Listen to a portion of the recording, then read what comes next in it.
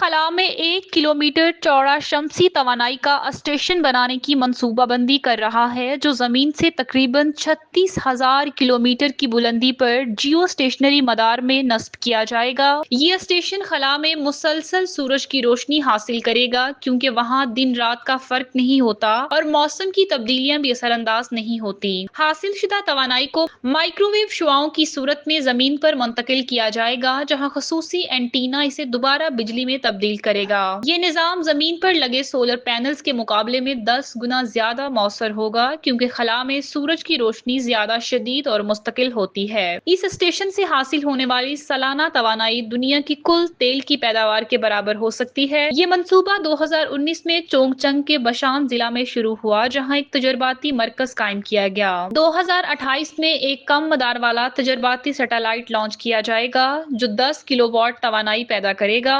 2030 तक 1 मेगावाट सलाहियत का स्टेशन जियो स्टेशनरी मदार में नस्ब किया जाएगा और 2035 तक इसे 10 मेगावाट तक बढ़ा दिया जाएगा। इस स्टेशन को खला में बेचने के लिए चीन के लॉन्ग मार्च 9 रॉकेट का इस्तेमाल किया जाएगा। ये मंसूबा न सिर्फ चीन की खलाई टेक्नोलॉजी में महारत का मजहर है, बल्कि आलमी तवानाई के मसाइल के हल की जानिब एक अहम कदम भी है।